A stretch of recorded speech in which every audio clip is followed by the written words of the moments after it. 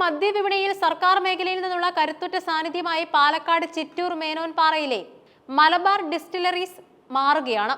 ദീർഘകാലത്തെ കാത്തിരിപ്പിനും പ്രതിസന്ധികൾക്കും ശേഷം വിദേശ മദ്യ നിർമ്മാണത്തിനുള്ള അത്യാധുനിക പ്ലാന്റ് പ്രവർത്തനം ആരംഭിക്കുന്നത് സംസ്ഥാനത്തെ പൊതുമേഖലാ സ്ഥാപനങ്ങളുടെ ചരിത്രത്തിൽ പുതിയൊരു അധ്യായമാണ്. തിരുവല്ലയിലെ ട്രാവൻകൂർ ഷുഗേഴ്സ് ആൻഡ് കെമിക്കൽസിൽ നിന്നുള്ള ജവാൻ ഡ്രമ്മിന് ലഭിച്ച വൻ ജനപ്രീതിക്ക് പിന്നാലെ സർക്കാർ നേരിട്ട് വിപണിയിലിറക്കുന്ന പുതിയ ബ്രാൻഡ് മിന്നൽ മാജിക് ഇവിടെ നിന്നാണ് പിറവിയെടുക്കുന്നത്. മലബാർ ഡിസ്റ്റിലറീസിന്റെ ചരിത്രം പരിശോധിക്കുമ്പോൾ അത് പഴയ ചിറ്റൂർ സഹകരണ പഞ്ചസാര ഫാക്ടറിയുടെ അതിജീവനത്തിന്റെ കഥ കൂടിയാണ്. 1952 ചിറ്റൂർ സഹകരണ പഞ്ചസാര ഫാക്ടറി സ്ഥാപിതമായത്. അക്കാലത്തെ കർഷകരിൽ നിന്ന് കരിമ്പ് സംഭരിച്ച് പഞ്ചസാര ഉൽപ്പാദിപ്പിക്കുക എന്ന ലക്ഷ്യത്തോടെയാണ് ഇത് തുടങ്ങിയത്.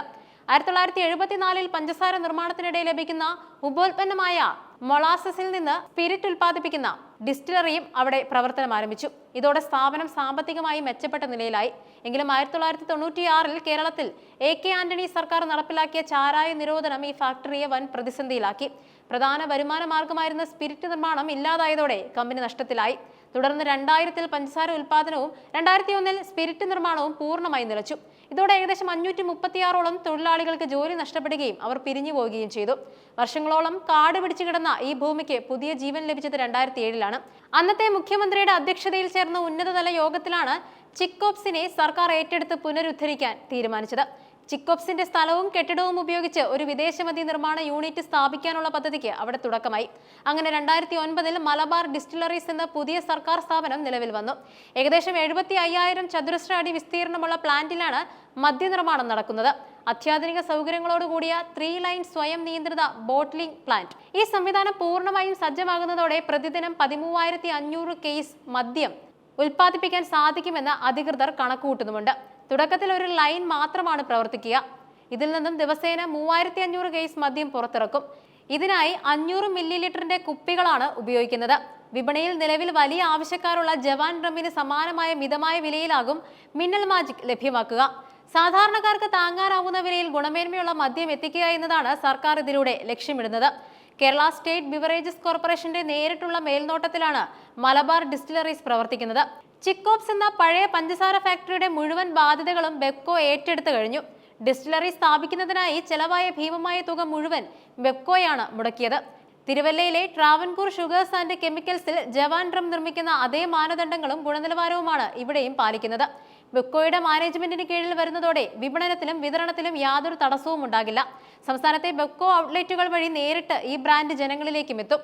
മലബാർ ഡിസ്റ്റിലറി സജീവമാകുന്നതോടെ പാലക്കാട് ജില്ലയിലെ ചിറ്റൂർ മേഖലയിൽ വലിയ രീതിയിലുള്ള തൊഴിൽ സാധ്യതകളാണ് തുറക്കപ്പെടുന്നത്. നേരിട്ടും അല്ലാതെയുമായി ഏകദേശം 250ഓളം പേർക്ക് ഇവിടെ ജോലിയും ലഭിക്കും. ഇതിൽ ഏറ്റവും ശ്രദ്ധേയമായ കാര്യം കുടുംബശ്രീ പ്രവർത്തകർക്കുള്ള പങ്കാളിത്തമാണ്.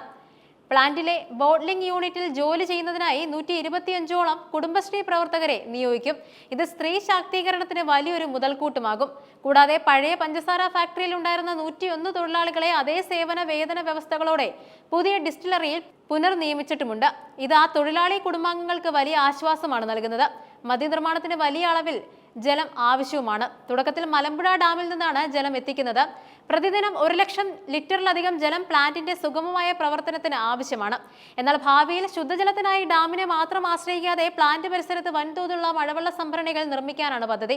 ഇതിന്റെ നിർമ്മാണ പ്രവർത്തനങ്ങൾ ഇപ്പോൾ പുരോഗമിക്കുകയാണ്. പരിസ്ഥിതിക്ക് കോട്ടം തട്ടാത്ത രീതിയിലുള്ള നിർമ്മാണ പ്രക്രിയയാണ് ഡിസ്റ്റിലറി അവകാശപ്പെടുന്നത്. മദ്യനിർമ്മാണത്തിൽ മാത്രം ഒതുങ്ങി നിൽക്കാൻ മലബാർ ഡിസ്റ്റിലറീസ് ഉദ്ദേശിക്കുന്നില്ല.